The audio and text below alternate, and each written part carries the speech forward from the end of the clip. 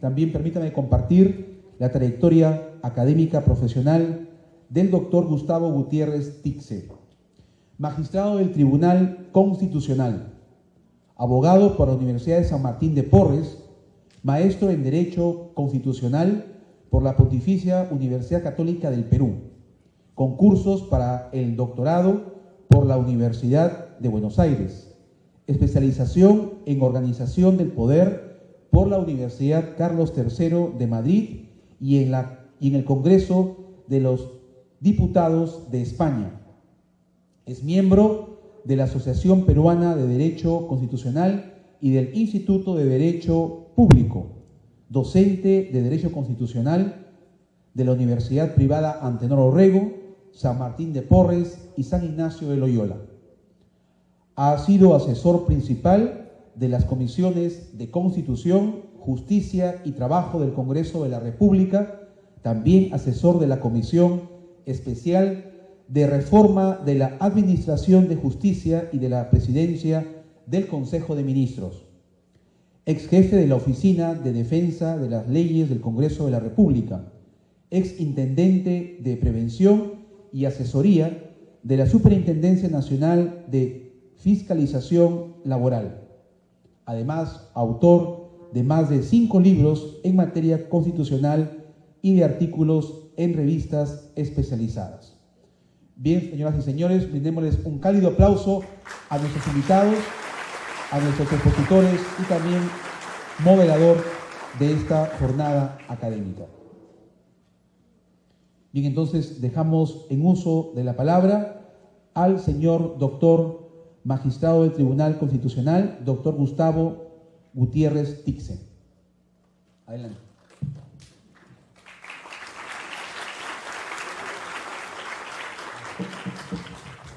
Muchas gracias.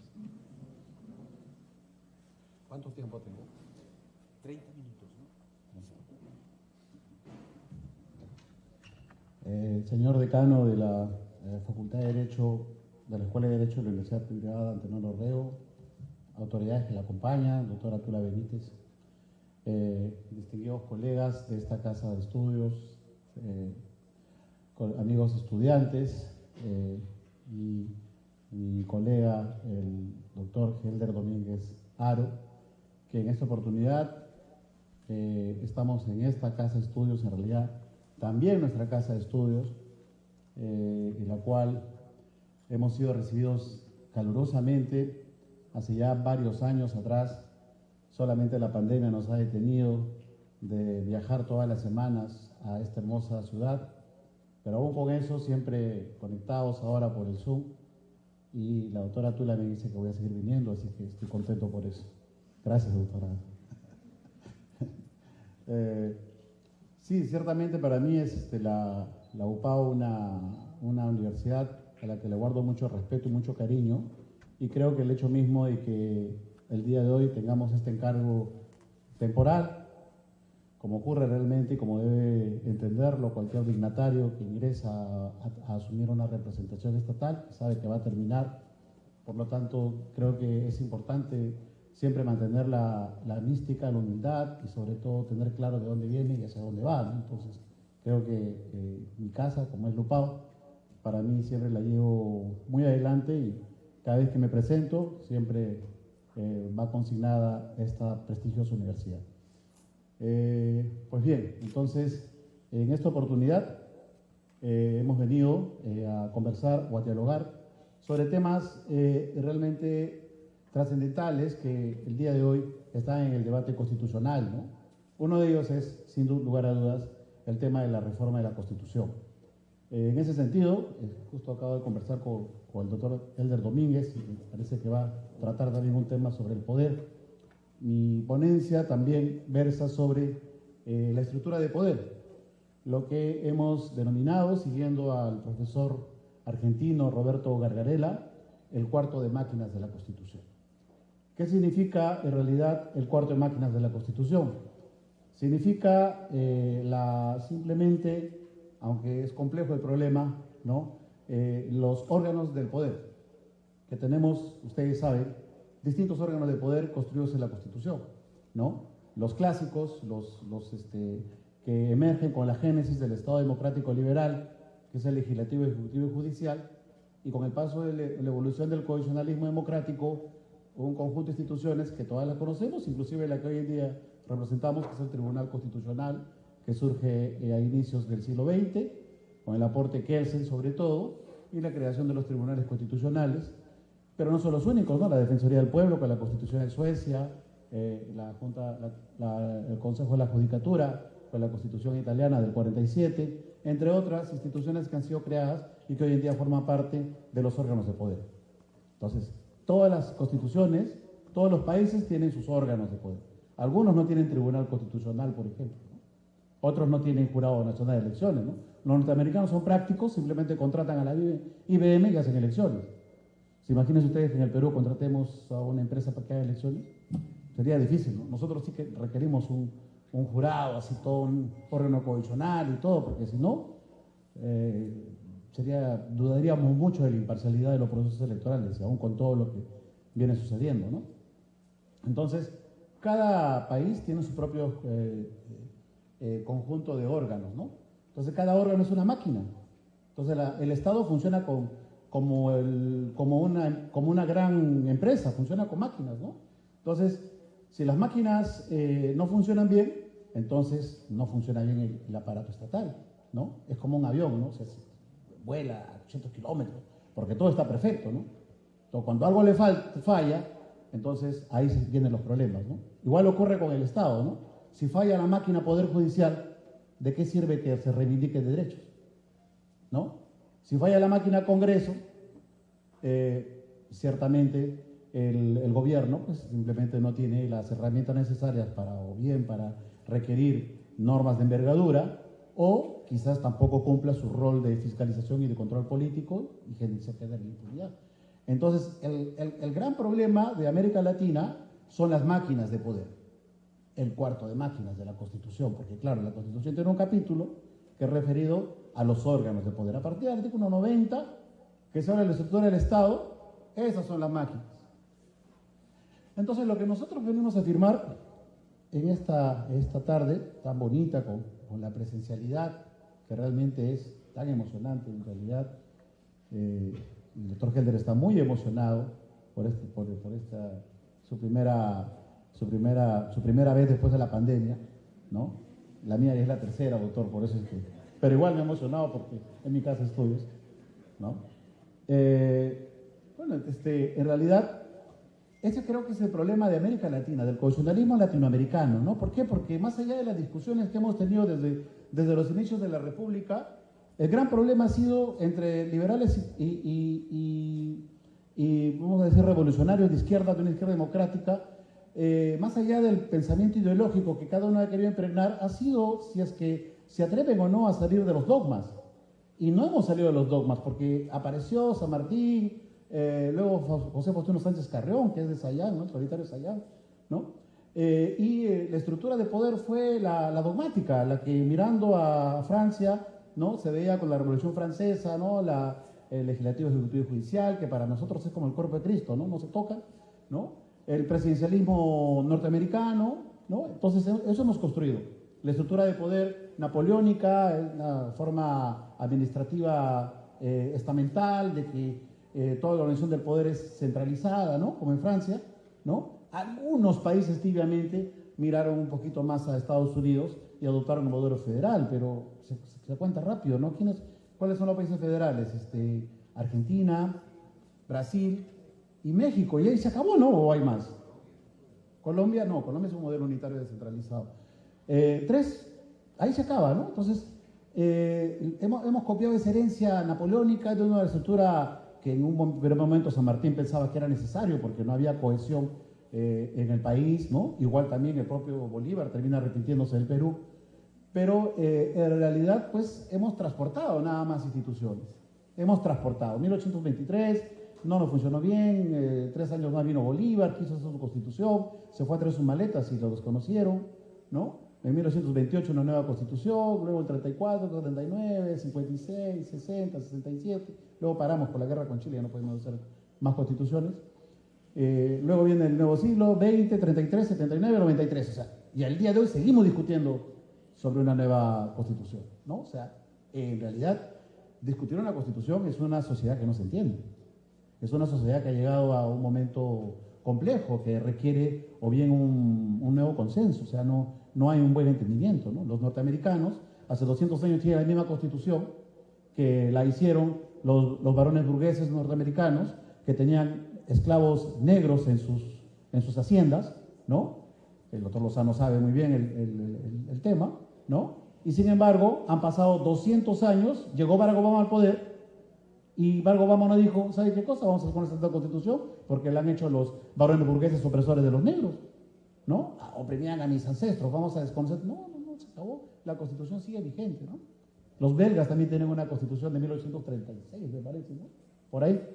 O sea, tienen una constitución antiguaza, ¿no? O sea, y algunos países que ha habido guerras, han habido conflictos.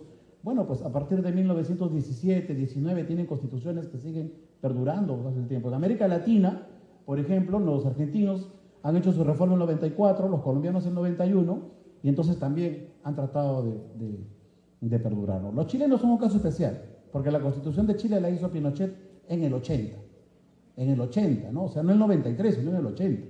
Porque en el 93 el mundo había cambiado, ¿no? O sea, se acabó la Guerra Fría, desapareció el bloque socialista, nunca más ya la Unión Soviética dejó de existir, ¿no? O sea, la hegemonía del capital, la globalización, ¿recuerdan ustedes la globalización? La aparición de la máquina, la tecnología, ya, o sea, el mundo cambió radicalmente. En 10 años el mundo era otro, ¿no? En cambio, la Constitución del 80 era una Constitución viejísima, conservadora, ¿no? Que permitía a Pinochet tener las herramientas, inclusive hasta el control de la libertad de prensa, la libertad de expresión. Por eso es que hay un caso simbólico en la Corte Interamericana de Derechos Humanos, que es el caso La Última Tentación de Cristo, precisamente contra la censura previa que había en Chile. O sea, no es la misma, por si acaso, que la que teníamos en el Perú en el 93 y la que seguimos teniendo. No es el mismo modelo. En la Constitución de chilena tampoco había Ministerio Público. La Fiscalía recién es una creación de la reforma procesal penal que se ha dado en Chile hace unos años atrás. No conocían lo que eran fiscales, ¿no? O sea, es distinto, ¿no? Es distinto totalmente al proceso peruano en ese extremo, ¿no? En el modelo económico quizás sí hayamos tenido, sobre todo en los últimos 20 años, bastante coincidencia, ¿no? Hemos imitado el modelo y eso ha permitido quizás que haya también una mejora en la parte económica en el Perú, ¿no? Pero también nuevamente ahí, una mejora sobre el Producto Bruto Interno, pero no sobre el producto per cápita. O sea, hay mucha plata en el Perú, pero la plata no la tienen de manera equitativa o justa o una redistribución adecuada, sino hay muchos que tienen un montón de plata, ¿no? Y hay demasiada gente que tiene muy poca plata, ¿no? Entonces, pero el Perú está creciendo, dicen, mira la economía, tal cosa así, pero la economía, la macroeconomía, pero la microeconomía, ¿no? En realidad, ese es uno de los grandes problemas que tenemos en el aparato estatal. Hemos hecho un montón de cambios, tenemos 12 constituciones, ¿no? 12 constituciones, se han intentado hacer muchas cosas, pero en realidad no hemos sido lo suficientemente, digamos, para no decirlo de mala forma, quizás lo suficientemente valientes de poder asumir una realidad distinta, que es la latinoamericana, a la complejidad europea o a la complejidad norteamericana. Somos una realidad distinta e inclusive el caso del Perú también, aunque cada vez me doy cuenta que no tanto en realidad. Yo les recomiendo a mis alumnos siempre que viajen, así sea con mochila. Yo tengo mi mochilita ahí porque a lo mejor me voy de viaje mañana a algún lugar. Viajen, ¿no? Porque he estado hace poco por la Sierra Argentina, que es una maravilla, y hay tantas coincidencias culturales con la Sierra del Perú, que uno dice, pues los europeos, los argentinos son hijos de europeos, italianos, sí, pero son los porteños. Pero si uno va un poquito más adentro, se da cuenta que hay pueblos idénticos a muchos pueblos del Perú, como Salta, Jujuy, que les gusta la cumbia, ¿no? Y pues ahí, el arbolito todavía sigue cantando, ¿no? Entonces, en realidad sí tenemos bastantes puntos de coincidencia en América Latina. Eso ocurre también en Chile, ¿eh? En Chile, Bolivia también, ¿no? En Colombia, ¿no? Con la Amazonía, por ejemplo, que es muy también tiene puntos de coincidencia. Es decir, el problema latinoamericano es bastante diferente, ¿no? Y eso, como les dije, quizás ese sea el gran tema por el cual nuestro cohesionalismo todavía sea incipiente. En realidad, en razón de que solamente hemos transportado instituciones, porque creemos que son instituciones importantes, claro que lo son, pero no las hemos adaptado a nuestro proceso constitucional. Entonces tenemos una ausencia entre constitución material y constitución formal, porque lo que dice el papel a veces no es tan exacto como la realidad. Es como diría Karl Loevestein, ¿no? Es como que hemos comprado un buen traje, un buen terno, ¿no? Pero no encaja al cuerpo, pues estamos muy gorditos, no queda bien, no falta tela. Entonces, el problema es que no hay esa enganche, ¿no?, entre realidad e instituciones. Y no le hemos cambiado. Ninguna. Y los cambios que se han hecho han sido muy tibios, han sido muy, digamos, o ha habido intentos, ¿no? Cada constitución ha tenido intentos. Y creo que un aspecto interesante, sobre todo ya yendo al caso peruano, es la evolución de los derechos, ¿no? Porque sí hemos ido en avanzada de los derechos, poco a poco hemos estado reivindicando derechos, las mujeres no votaban, por ejemplo, hasta casi el 80, que es la primera elección nacional que votan las mujeres, me parece, ¿no? O sea, por Belaúnde, ¿no? Las mujeres antes no votaban, ¿no? En el siglo XIX ni siquiera elegían, ¿no? En el siglo XIX para votar inclusive tenías que tener renta, tenías que tener algún ingreso, profesar la Iglesia Católica, estar casado, ahí sí servía estar casado, por ejemplo, ¿no? Porque podías votar, ¿no? Sí, así dice la Constitución, podías votar. Entonces, en realidad creo que los derechos hemos evolucionado bastante, ¿no? Hemos reivindicado derechos, ¿no?, de la mujer, inclusive también de las comunidades o de los pueblos indígenas, etcétera. Ha habido una avanzada, ¿no? Los analfabetos, por ejemplo, que pueden votar, inclusive. Pero no hemos encontrado esa simetría, en todo caso, ese modelo más horizontal, ¿no? Porque sigue habiendo muy pocos ricos que tienen el control económico y muchos pobres, o mucha gente que tiene dificultades, que no tiene educación de calidad, ¿no? Que no tiene lo que diría Pierre Bourdieu, ¿no? El poder del conocimiento, ¿no? El capital simbólico, ¿no? No tienen, ¿no? O sea, el capital simbólico solo tiene determinados estratos, ¿no? Ese chico que estudia inglés, alemán, francés, ¿no? Que habla 3 idiomas, etcétera, que estudia una buena... pero son pocos, ¿no? Mientras que en Europa son todos, o si no es todos, la mayoría, ¿no? Entonces, hay esa inequidad. Pese a que hemos avanzado, ¿no? Y entonces, ¿qué pasa si es que hemos avanzado? Tenemos constituciones muy hermosas. La Constitución del 79 es una constitución muy hermosa. Es una constitución dechada en derechos, tiene derecho a la vivienda digna, derecho al entierro digno de los muertos, ¿no? Es una constitución que tiene tanto en derechos, es increíble, ¿no? Y sin embargo, fue una constitución nominal que no tuvo una verdadera eficacia en la praxis, no se plasmó en la praxis, ¿no? La de Venezuela misma es una constitución un poquito más, y cada vez que la leo lloro, ¿no? O sea, me emociona tanto la constitución de Venezuela, pero revisen la constitución de Venezuela, tiene una cantidad impresionante de derechos. Pero creo que los venezolanos no están contentos, ¿no? Entonces, ¿qué es lo que está pasando realmente? Yo creo que es el problema que les dije al inicio. Creo que son las máquinas, no son los derechos. No es que no reconozcamos derechos o que no haya derechos, claro que las hay. Nosotros como Tribunal Constitucional el día de hoy hemos estado ya en varias sesiones plenarias e inclusive empezamos a discutir la creación de un nuevo derecho. Por ejemplo, ¿no? Justo hablábamos de un caso, ¿te acuerdas, Helder, de un señor que pide que se le instale luz eléctrica, ¿no? Un señor de La Molina, ¿no? Pero de La Molina, ¿no? Pero a partir de ahí empezamos a reflexionar, ¿no? ¿No es acaso importante en pleno siglo XXI que los seres humanos en cualquier parte tengan un mínimo de energía eléctrica? A lo que le hemos llamado, bueno, yo ya le puse el toque, le he hecho un artículo para si acaso el doctor Helder me gane, ¿no? Entonces le he puesto el PAC de los derechos sociales. ¿No es acaso importante que los ciudadanos tengan un PAC de derechos sociales? Que tengan, por ejemplo, luz 2 horas al día, al menos 2 horas al día, porque hay gente, Hay miles de personas que no tienen luz. Es inconcebible que en pleno siglo XXI no tengan luz. No, porque les falta el título, porque ese lugar es para, no sé, para una planta de procesamiento. Oiga, pero están 30 años ahí. O sea, ¿cómo consigues que viva gente 30 años en un lugar y no tenga luz? Pacíficos de Vía, en Chorrillos, en Lima. O sea, ¿cómo se concibe eso? Entonces, al menos si está en esa situación, yo creo que el Estado tiene el deber de implementar por lo menos energía eléctrica, al menos un par de horas al día, para que el niño pueda entrar al celular, ¿no? Hablamos de celular, hablamos de internet, y si no hay corriente, ¿dónde enchufas?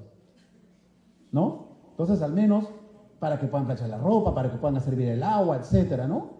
El agua potable, por cierto, ¿no? Y el internet, que también es un derecho fundamental. Naciones Unidas ya hace un montón de años ha declarado que es un derecho humano, y también el Estado ha reconocido en determinados decretos supremos, me parece, eso también creo que hay que revisarse, que la jurisprudencia del Tribunal Constitucional la ha reiterado, pero yo creo que es importante, y a la luz de esta discusión que se ha dado la semana pasada, ¿no? Es posible que se configure un nuevo derecho. ¿Y a qué viene todo esto? A que los derechos no tienen que estar plasmados en el texto, ¿se han dado cuenta? Los derechos no tienen que estar escritos en una constitución. Lo que tiene que estar escrito en una constitución son los principios. Porque los principios plasmamos los derechos de los intérpretes, los jueces, los legisladores, los ministros y el intérprete final, ¿no? Que es el Tribunal Constitucional. Pero hay una comunidad de intérpretes.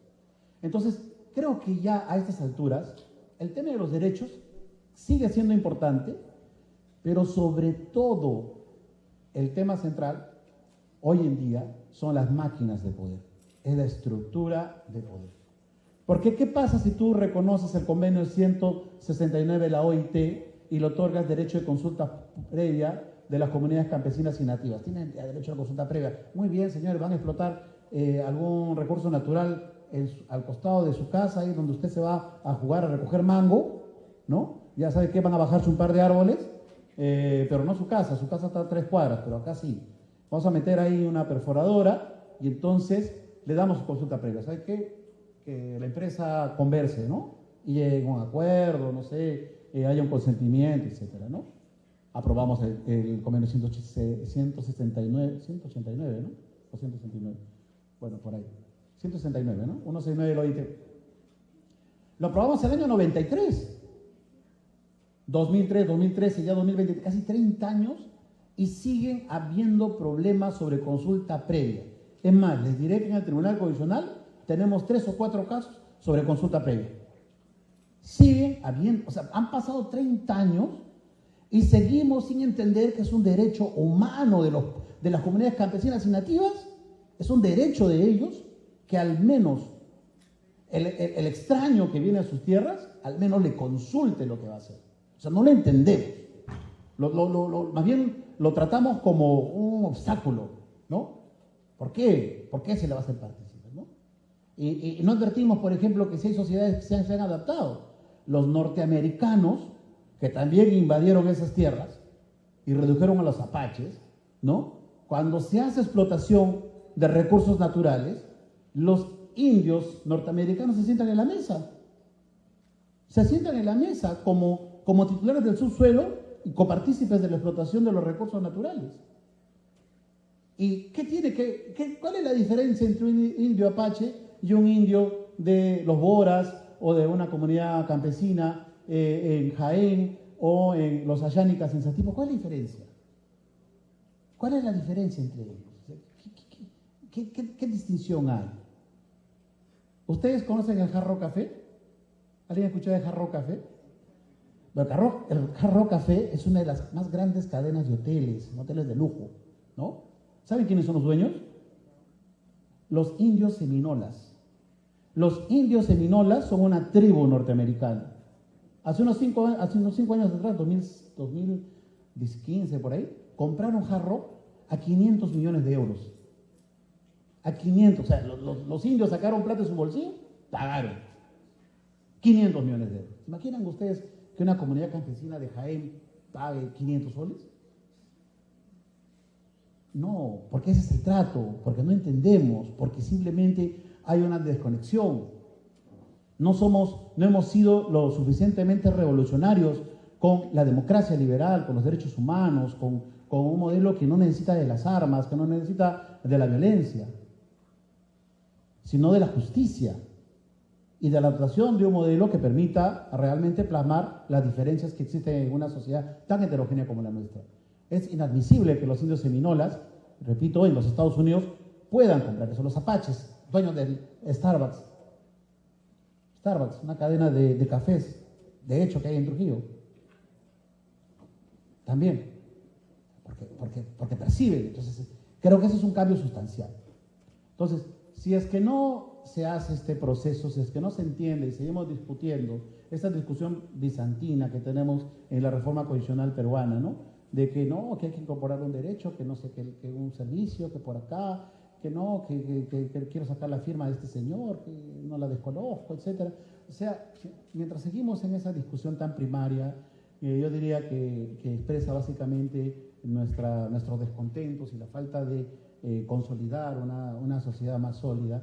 En realidad vamos a seguir haciendo constituciones, como diría Manuel Vicente Villarán, haciendo y deshaciendo constituciones. Ya vendrá a 13 pronto, seguro, ¿no? Pero al final, nuevamente el derrotero va a ser el descontento.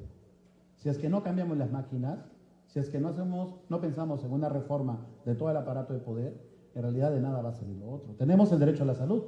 ¿Tengo tiempo? ¿Sí? Ahorita termino. Okay. Doctor Zavala me dice para ir a comer, así que voy a retirar. Si es que, por ejemplo, tenemos el derecho a la salud, ¿no? Pero si no tenemos un aparato que, por ejemplo, una clínica te cobre 10.000 soles por la cama en el pleno COVID, ¿de qué vale que tengas en la Constitución el derecho a la salud? Si te están cobrando 10.000 soles y el Estado dice, no, oferta y la demanda. ¿Dónde? Si el artículo 58 de la Constitución dice que somos una economía social de mercado. O sea, si es que no aparece un órgano del Estado interviene y le dice, ¿sabes que usted no puede cobrar 10.000 soles por temas de salud? Usted no puede cobrar 70, 80 soles por una pastilla para combatir el COVID. Está loco. Eso es inadmisible en un sistema democrático. ¿El Estado puede intervenir? Claro que puede intervenir. Entonces, si no hacemos que la estructura de poder funcione, siguen comprando mascarillas a 5 soles, en la pandemia compró mascarillas a 5, 10 soles. Ojalá que alguien se atreva a hacer una historia de la corrupción, que sea la parte 2 del libro de Quirós, que es realmente una maravilla, ¿no? Es un pequeño libro, lamentablemente murió muy joven, y creo que el libro se para en los años 80 y viene en falta toda la corrupción de los últimos años, ¿no? Es un libro pequeño, ¿no? Un día estuve con mi hijo en la Feria del Libro de Miraflores y le dije, hijo, este libro tienes que leer sobre la historia de la corrupción. Y mi hijo levantó el libro y dijo, tan chiquito. Pensaba que la historia de la corrupción del Perú, grandaza, ¿no? O sea, muy chiquito para hacer la historia de la corrupción del Perú, ¿no? Es que claro, ese es el problema, la corrupción.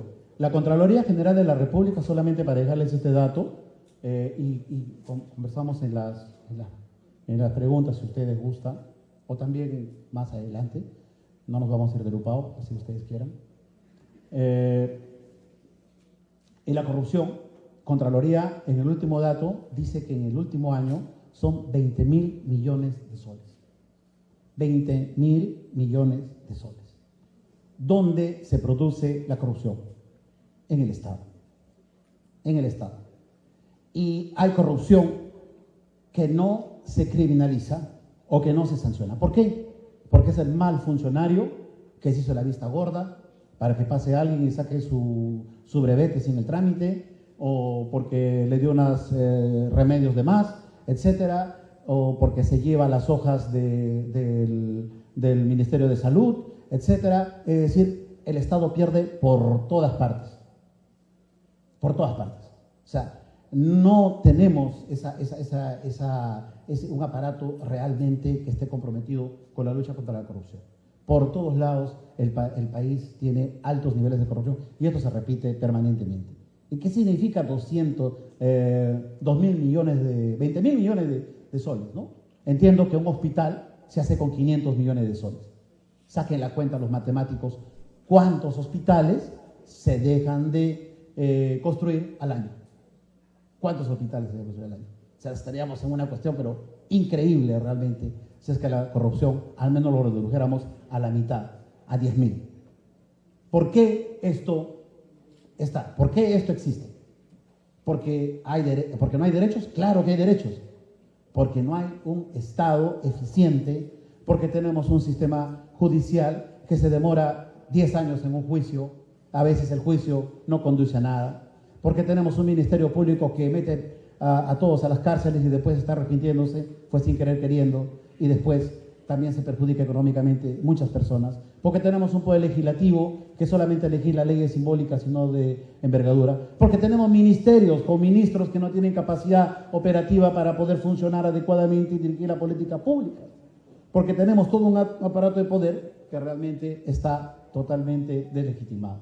Ese es el tema central, que reitero, si es que vamos a empezar a discutir en serio una reforma constitucional, no dejen de tomar en cuenta que el gran problema del constitucionalismo peruano y latinoamericano es el cuarto de máquinas de la Constitución. Muchas gracias.